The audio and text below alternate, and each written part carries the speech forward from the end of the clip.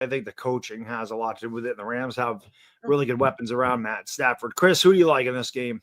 The Vikings are actually favored in this game. They're a 1.5 point favorite. I'm taking the Bears, but I obviously could get the argument for the Vikings. Like Anthony, I'm a huge fan of J.J. McCarthy. I love J.J. McCarthy as a prospect. I was an even bigger fan of Caleb Williams. The first time I saw Caleb Williams in college, my mouth dropped. There's very few prospects that I watch, Baddog, and I remember we talked about this 2 years before he came into the pros.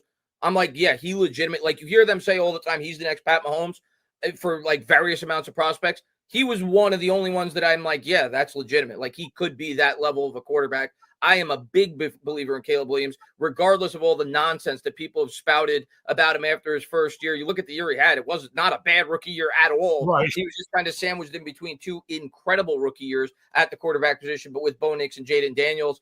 He gets an elite playmaker now as a head coach there. I said it on Twitter the other day. The Bears are my pick this year to be the breakout team in the NFL. I think they're winning 10 games. I'm a big believer in Caleb Williams. I'm a big believer in the Bears. I think he's going to be their first franchise quarterback in franchise history, and I think he has a big year this year and goes for over 30 touchdowns.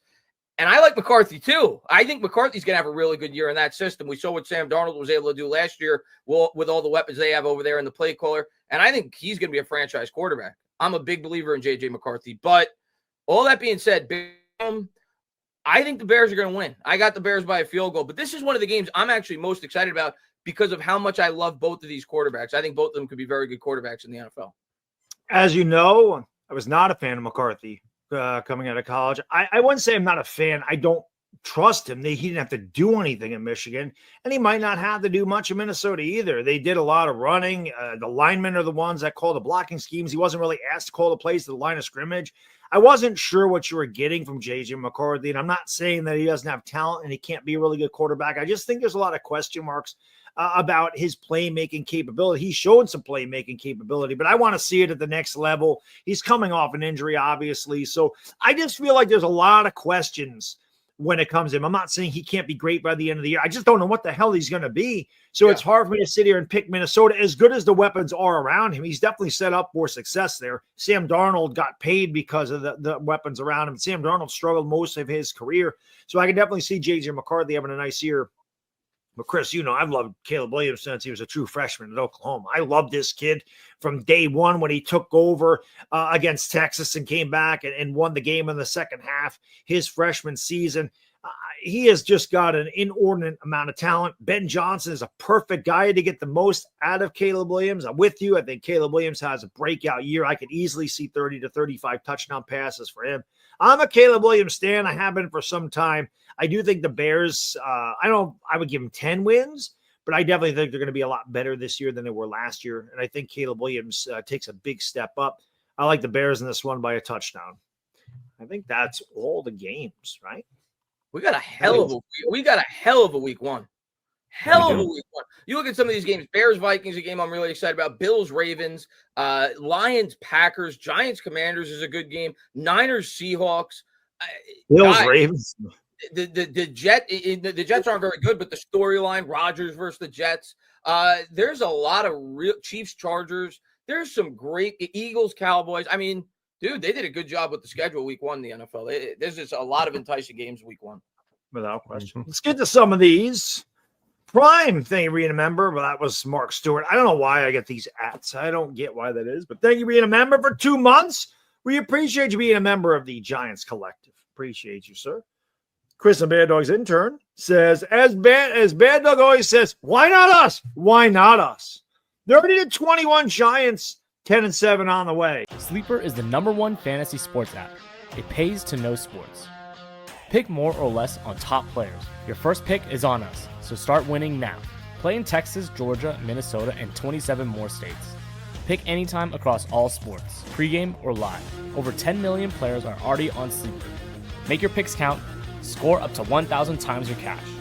Join today. Get up to $100 credit using code HMA. Call your shot on Sleeper. Download now. Oh, I hope so. 30-21 would be great. I'd love to see us put up 30 points again. I'm going to say this right now. If we beat the Commanders, I'm jumping on the 10-win train. Yeah, well, I'm jumping on it because I'm going to convince myself we could beat the Cowboys twice this year.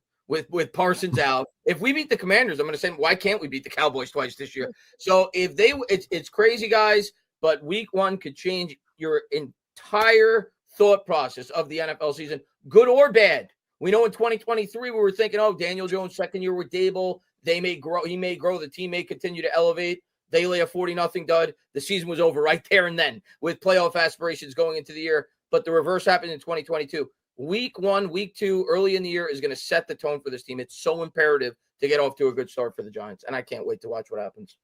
Yeah, it's going to be a good one. Jason, thank you so much. I never understood the Chargers hype every year. They have talent but underperform every year. Herbert is talented, but to me, isn't that guy yet, in my opinion. Not in the postseason.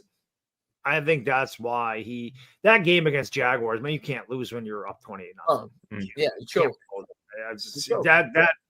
He has not been a good postseason performer. Tons of talent, but I understand why he's not that. I get it. I mean, you have to. It's like Dak. Dak is a really good regular season guy, but man, you get into the postseason and. I agree. He choked, but I still believe Justin Herbert is an elite talent. I do too. And I still think Jim Harbaugh is an elite talent at head coach, and that's why I'm a huge believer in the Chargers going into the year. The Rashawn Slater has made me temper my expectations on them a bit going into the year. But yeah, I'm a big believer in Harbaugh, and he gets the most. Look at Harbaugh's. All you got to do is look at his credentials at the quarterback spot. Look what he did with Alex Smith when he went to the 49ers. He was on his way out of the league. Then he brings the team to the NFC title game. I think his first year or second year as the head coach with the Niners. All of a sudden, Alex Smith became a Pro Bowl caliber quarterback. He's done it at the collegiate ranks. You saw him do it with J.J. McCarthy, Kaepernick.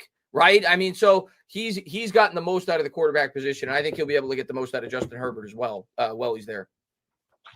I was going to say, you said start off 1-0. Anthony, we're starting off 5-0, right, bro? 5-0. Let's go.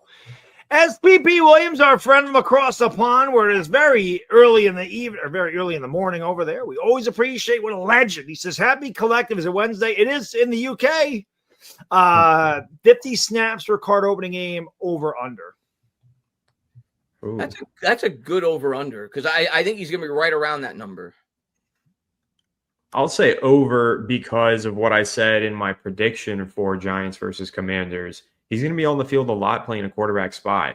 I think he's going to get those snaps. I don't think they're all going to be on the edge. I don't think they're all going to be on the interior. I think he's going to play a good amount of off-ball linebacker as well. And because he's moving around so many different spots, they're going to be able to take off Thibodeau at times. They're going to be able to take off, Roy Robertson at times, and they're going to be able to take off McFadden at times as they move this just chess piece around and keep him on the field for the entirety of the game. Basically, he'll get the 50 snaps, and it's going to be because he's playing that quarterback spy. Because I just don't think you can match up with Jaden Daniels unless you have a great quarterback spy, and you need a great quarterback spy, and that's going to be Abdul Carter for the Giants defense. You just convinced me, Anthony. I was like right around that 50 mark, but if there was ever a game where you need him out there as much as possible, it's this one. You need as much athletes as you could possibly get on the football field at that second level. And we all know he could play or at least he could drop back at coverage. He could play a bit at the linebacker, be that quarterback spy for this defense week 1. So I agree with you. I think he goes over the 50 because we need him, especially in this game with the dual threat capabilities of Jaden Daniels. You have to be able to hit him. So I agree. I think they utilize him more this game than they may in some other weeks to open. Absolutely. Yeah, it's week 1. He's well rested. You're not going to get more well rested and more healthy than week 1. You might as well play your best player on defense. And yeah, when you got a guy like Jaden Daniels and you need all the athleticism on the field you can get, it doesn't really get much more athletic than Abdul Carter, where you can consistently move him around. So I definitely think he's going to be a major part of what this defense does. I'm going to take the over 50 snaps as well. I'll tell you what, another thing I want to see in this game, a lot of 3 safeties. You need athletes on the field against Jaden Daniels. I want guys that can move to be able to move side to side to keep up with Jaden Daniels. So I think you see a lot of 3 safety looks as well, which I know Anthony talked about a month ago.